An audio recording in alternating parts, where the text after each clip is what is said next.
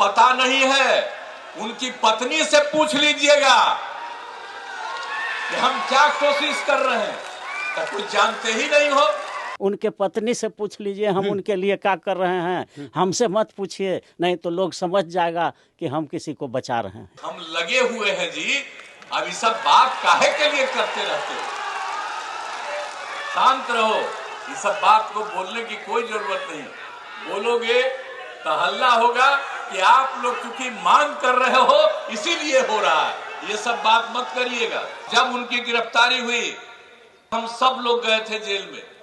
माननीय नीतीश कुमार जो एड़ी उठा उठा करके मंच पर बोलते हैं कि न हम किसी अपराधी को बचाते हैं और न हम किसी अपराधी को फंसाते हैं, तो ये जो एक आनंद मोहन जी जो कि एक शेड्यूल कास्ट के आईएएस की हत्या में दोषी हैं पाए गए और उनको फांसी की सज़ा पहले ट्रायल कोर्ट ने दिया, फिर हाई कोर्ट ने उनको कन्वर्ट करके आजीवन कारावास किया। वो आनंद मोहन को रिहा करने के लिए इस कानून का 481 सब क्लाउज 1A को संशोधित करके कर दिया कि अब अफसर मरे या कोई साधारण मरे सब बराबर होगा। मरे या हत्या जैसे हत्या में जो भी डेथ हो तो उनका मर्डर एक ही तरह का होगा और सामान्य सजा होगा। तो सीआरपीसी में सामान्य में प्रोविजन है कि 14 साल पूरा हो जाने पर रिहाई हो जाता है आजीवन कारावास में। तो इन्होंने आनंद मोहन को बचाने के लिए नीतीश कुमार ने आनंद मोहन को आजीवन कारावास डेथ तक वो न रह जाए जेल में, इससे बचाने के लिए इंटेंशनली उन्होंने यह बिहार प्रिजन एक्ट 2012 का सेक्शन 481 सब क्लाउज 1A में संशोधन कर दिया। राजद भी नीतीश कुमार के ट्रैप में आया हुआ है, ट्रैप कर लिया है। और हमको तो कभी कभी लगता है कि भाजपा के द्वारा भेजा ही गया है वहाँ इसी सब काम करने के लिए। अच्छा, नीतीश कुमार भाजपा का ही आदमी है बेसिकली, अभी भी हैं।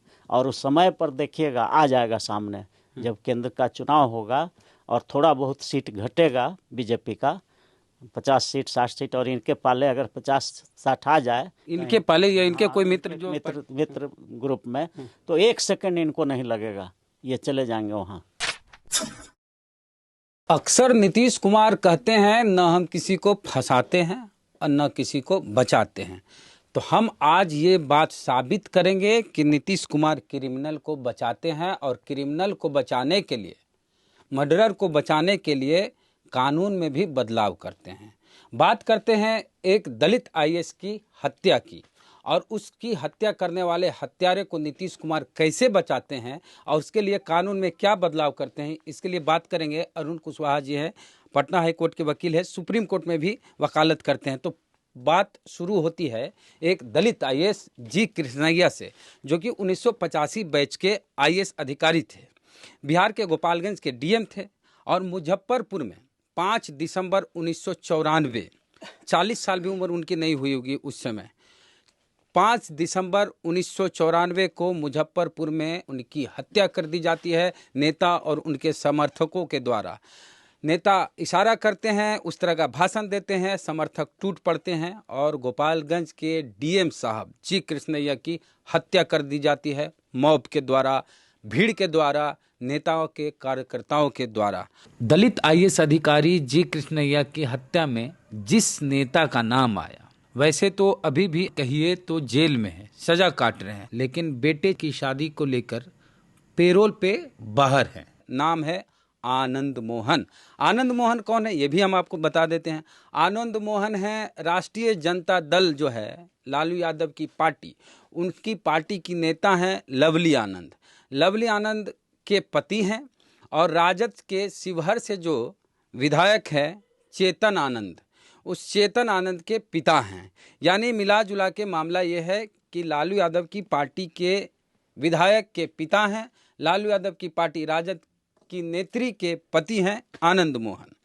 आनंद मोहन को बचाने के लिए नीतीश कुमार क्या किए ये बात करेंगे अरुण कुशवाहा जी से। उससे पहले एक चीज़ और बताते हैं कि इसी साल जनवरी के महीने में पटना के मिलर हाई स्कूल में राजपूत समाज के नेताओं के द्वारा महाराणा प्रताप जी के उनकी याद में एक बड़ा कार्यक्रम का आयोजन किया गया। उस बड़े कार्यक्रम में राजपूत समाज से जितने बड़े नेता थे वो पहुंचे थे, कुछ और नेता अन्य जाति के भी नेता पहुंचे। तो जो उसमें लोग आए थे मैक्सिमम अधिकांश के राजपूत समाज के ही लोग थे, और उसमें नीतीश कुमार भी पहुंचे थे। तो जब नीतीश कुमार भाषण देने के लिए मंच पर आए तो राजपूत समाज के लोगों ने कहा कि आनंद मोहन को रिहा करो।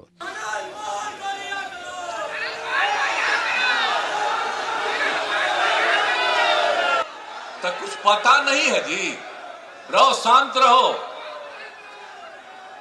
आपको पता नहीं है, उनकी पत्नी से पूछ लीजिएगा कि हम क्या कोशिश कर रहे हैं। तो कुछ जानते ही नहीं हो। आप बीच में भी यहां नारा लगा रहे थे, छोड़ो ना इसके लिए। अब जो भी है आप तो इसके लिए चुप बैठो, शांत रहो, शांत रहो, बैठे रहो। ये सब की चिंता मत करो। और जरा और सुनिए कि उसके बाद क्या करें। हम लगे हुए हैं जी, अब ये सब बात काहे के लिए करते रहते हो। शांत रहो, ये सब बात को बोलने की कोई जरूरत नहीं। बोलोगे तो हल्ला होगा कि आप लोग क्योंकि मांग कर रहे हो इसीलिए हो रहा है। ये सब बात मत करिएगा। इतना ही नहीं, नीतीश कुमार ये भी बोल रहे हैं कि आनंद मोहन जब जेल में थे तब हम उनसे मिलने भी गए थे। आप लोगों को मालूम नहीं है, राजनीति में वो जो भी करें, और जब उनकी गिरफ्तारी हुई जॉर्ज साहब के साथ हम सब लोग गए थे जेल में। और आप सब लोगों को मालूम है हम भी गए थे, और यहीं पर है बैठे हुए राष्ट्रीय अध्यक्ष जी अभी है। और हम लोगों की तो शुभकामना रही है ना जी। हम तो ये कभी नहीं चाहते, हम तो इतना बार सबको कह रहे हैं। तो एक आईएएस अधिकारी का जो हत्यारा है उसको बचाने के लिए नीतीश कुमार कानून में बदलाव करते हैं। क्या बदलाव करते हैं, कानून के जानकार हैं कुशवाहा साहब, बताइए क्या क्या बदलाव किया गया जिसके तहत आनंद मोहन को रिहा किया जा रहा है।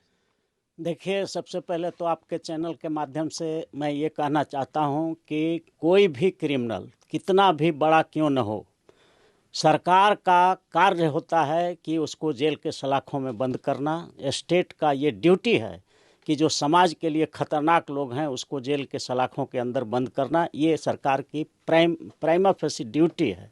लेकिन आज जो हम लोग देख रहे हैं कि बिहार प्रिजन मैनुअल जो है हमारा 2012 का बना हुआ, उसमें एक सेक्शन है 481 सब क्लॉज 1A। उसमें ये प्रावधान था कि अगर कोई सरकारी अफसर की हत्या होती है, मर्डर होता है, तो ऐसे मर्डर को rare of the rarest case में माना जाएगा, हीनस क्राइम माना जाएगा। और उसमें अगर किसी को फांसी की सज़ा हो गई या आजीवन कारावास हो गया न्यायालय के द्वारा, तो वो आजीवन टिल डेथ वो जेल में बंद रहेंगे, ऐसा प्रोविज़न था। लेकिन अभी जो इधर हम देख रहे हैं, पेपर में भी आ गया और ये संशोधन का कॉपी भी नेट पर भी आ गया कि माननीय नीतीश कुमार जो एड़ी उठा उठा करके मंच पर बोलते हैं कि न हम किसी अपराधी को बचाते हैं और न हम किसी अपराधी को फंसाते हैं। तो ये जो एक आनंद मोहन जी जो कि एक शेड्यूल कास्ट के आईएएस की हत्या में दोषी हैं पाए गए, और उनको फांसी की सज़ा पहले ट्रायल कोर्ट ने दिया, फिर हाई कोर्ट ने उनको कन्वर्ट करके आजीवन कारावास किया। और रेयर ऑफ द रेयरेस्ट जो मर्डर हुआ था जी कृष्णैया का जो डीएम थे गोपालगंज के, उनकी हत्या साधारण नहीं थी, सिर्फ गोली मारी नहीं गई थी, उनको पत्थर और ईंटा से उनका माथा शरीर को पूरा कुच दिया गया था। तो ये rare of the rarest case था, हीनस क्राइम था पूरे भारत में। ठीक उसी प्रकार से जैसे दिल्ली में वो जो महिला के साथ रेप हुआ था, उसी तरह का rare of the rarest case था। तो इसमें ट्रायल कोर्ट ने जस्टिफाइड ढंग से ट्रायल किया और फांसी की सज़ा दिया था। लेकिन माननीय उच्च न्यायालय ने कुछ लैकुना उसमें देखा तो आजीवन कारावास में कन्वर्ट कर दिया। लेकिन इसी जेल मैनुअल जो है, प्रिजन मैनुअल है 2012 का, उसको नीतीश कुमार ने, माननीय हमारे जो नीतीश कुमार जी हैं, बिहार के मुख्यमंत्री हैं, वो आनंद मोहन को रिहा करने के लिए इस कानून का 481 सब क्लॉज 1 ए को संशोधित करके कर दिया कि अब अफसर मरे या कोई साधारण मरे सब बराबर होगा। मरे या हत्या हत्या जैसे हत्या में जो भी डेथ हो तो उनका मर्डर एक ही तरह का होगा और सामान्य सजा होगा। तो सीआरपीसी में सामान्य में प्रोविजन है कि 14 साल पूरा हो जाने पर रिहाई हो जाता है आजीवन कारावास में। तो इन्होंने आनंद मोहन को बचाने के लिए नीतीश कुमार ने आनंद मोहन को आजीवन कारावास डेथ तक वो न रह जाए जेल में, इससे बचाने के लिए इंटेंशनली उन्होंने यह बिहार प्रिजन एक्ट 2012 का सेक्शन 481 सब क्लॉज 1A में संशोधन कर दिया और उनको अब बचाने का रास्ता साफ कर दिया। तो ये तो सरकार का काम नहीं होना चाहिए, सरकार को क्राइम रोकने का जिम्मेदारी होना चाहिए। इसलिए नीतीश कुमार भारत के प्रधानमंत्री बनने जा रहे हैं और इस तरह से उनका प्रथम दृष्टि मच्छिका पातम हो गया। बनने के पहले ही वो अपराधियों को बचाने के लिए इस तरह का कानून में संशोधन कर रहे हैं। तो ये कैसे प्रधानमंत्री बनेंगे और कैसे देश के लोग और देश के जो प्रबुद्ध नागरिक हैं इनको प्रधानमंत्री के रूप में देश के नागरिक कैसे स्वीकार करेंगे, ये बड़ा हमारा सोचने का विषय हो गया है। तो नीतीश कुमार कहते हैं क्राइम, करप्शन, कम्युनलिज्म इस पर समझौता नहीं करेंगे और समझौता कर रहे हैं क्राइम पर। देखिए, जब मैं समता पार्टी में था तो हमारे साथ नीतीश जी का इनके साथ हमारे साथ भी बहुत दौरा होता था और मैं अपना अनुभव बता रहा हूं कि ये आरक्षण विरोधी ताकतों के संरक्षक रहे हैं नीतीश कुमार जी शुरू से ही। जो देश के बिहार के आरक्षण विरोधी ताकतें हैं उसके संरक्षक रहे हैं। और जब मंच पर मैं बोलता था आरक्षण के पक्ष में कि देश के schedule caste, schedule tribe, most backward और माइनॉरिटी समाज के लोगों के लिए देश के नौकरियों में, बिहार के नौकरियों में रिजर्वेशन होना चाहिए और जनसंख्या के अनुसार होना चाहिए, तो ये मना करते थे हमको कि ऐसा मत बोलिए, हमको लालू जी को हराना है तो हमको आरक्षण की बात नहीं करना होगा, आरक्षण विरोधी ताकतों को साथ लेकर के चलना होगा। ये इनका बेसिक प्रिंसिपल है और उसी प्रिंसिपल के तहत ये इतना दिन मुख्यमंत्री रहे। और आरक्षण विरोधी ताकतों का जिस तरह से आज के दिन में ये नरेंद्र मोदी जी हैं मुखौटा, आरक्षण विरोधी ताकतों का मुखौटा बन के जिस तरह से नरेंद्र मोदी और अमित शाह आए हैं, उनसे कहीं कम ये नहीं है नीतीश कुमार जी। और हमको तो कभी कभी ये भी लगता है कि अंतिम समय में जब ये काफ़ी पूरे देश में अगर बहुत संख्या में आ जाते हैं तो इनको बीजेपी इसलिए भी भेजा होगा यहाँ पर कि जाके महागठबंधन बनाओ कि अंत में जब हमारा नहीं बनने लायक होगा तो तुम चला आना।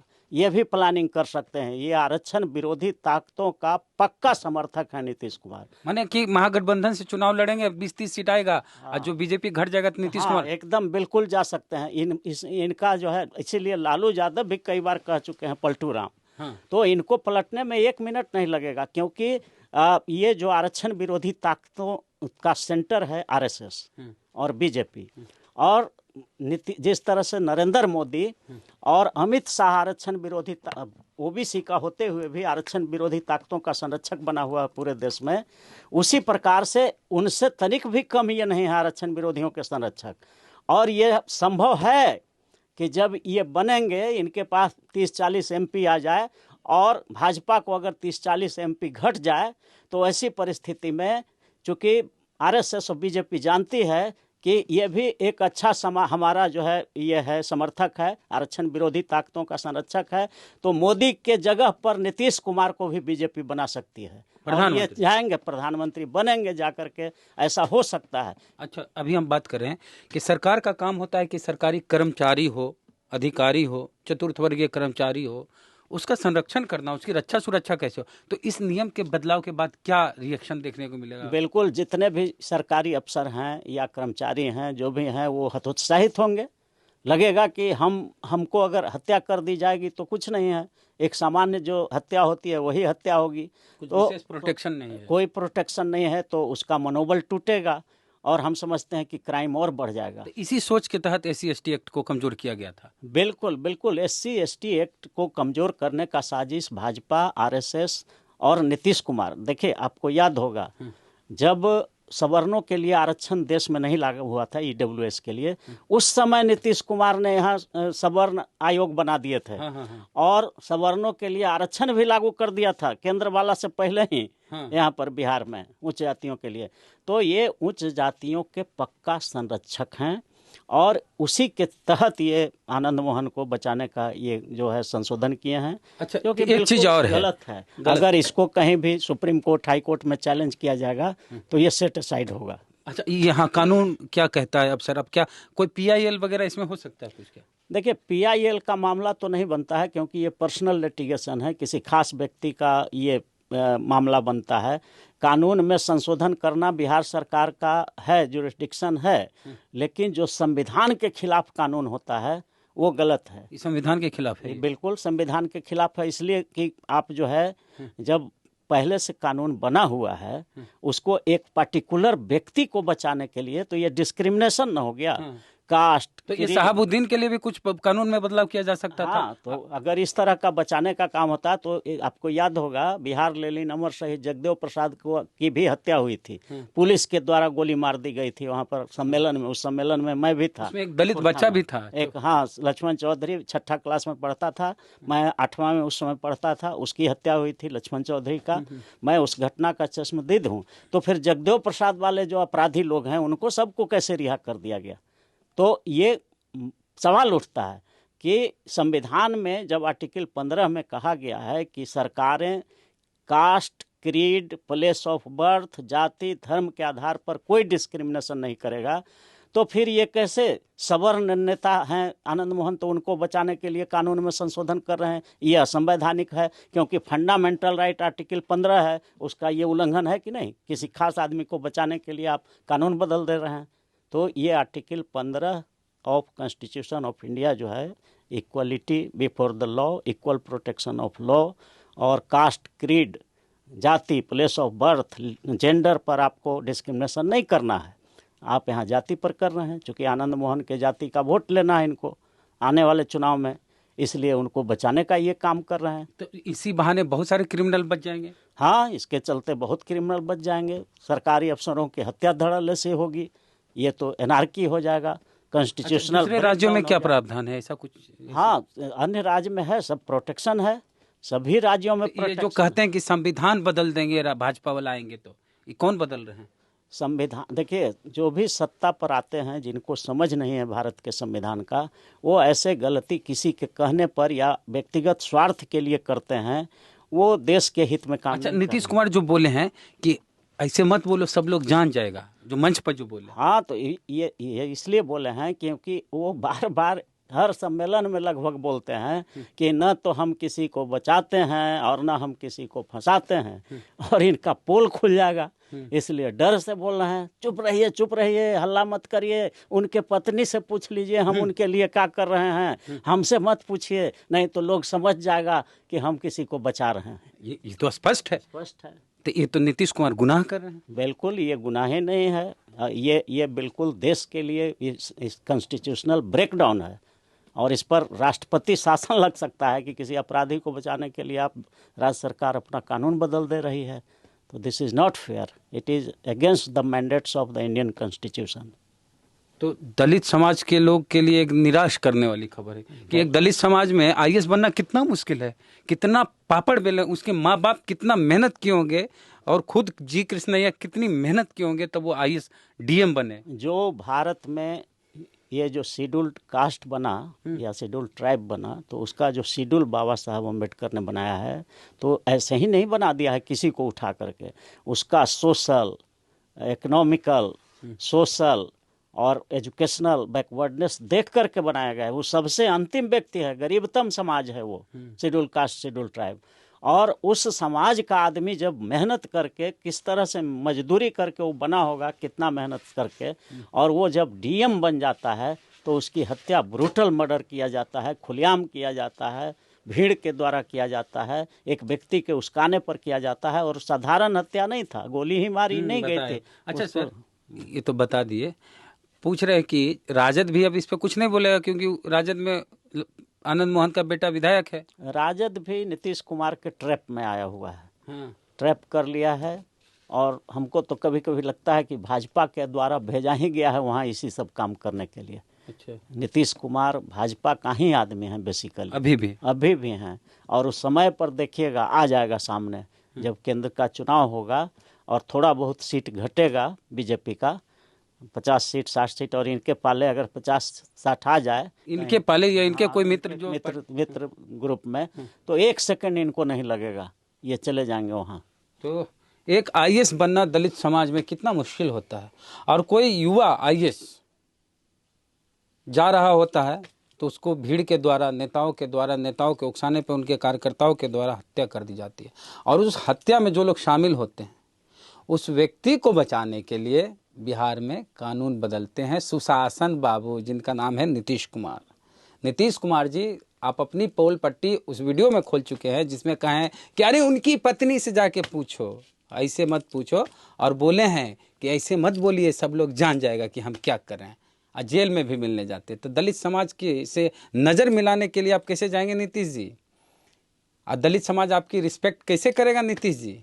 दलित समाज में कोई आईएएस बनता है तो उसके लिए आइकॉन होता है, लोग उनकी तरफ बनना चाहते हैं कि हमारे समाज का कोई डीएम बना है, हम भी इनकी तरफ बनना चाहते हैं। और उस डीएम की हत्या कर दी जाती है, और हत्यारे को बचाने के लिए आप कानून बदलते हैं। जवाब देंगे दलित समाज के लोग। कमेंट में अपनी प्रतिक्रिया लिखिए। फेसबुक वीडियो देख रहे हैं, पेज को लाइक फॉलो नहीं किया तो कर लीजिए। यूट्यूब वीडियो देख रहे हैं, सब्सक्राइबर नहीं तो घंटी बजा कीजिए। जय भीम, जय भारत।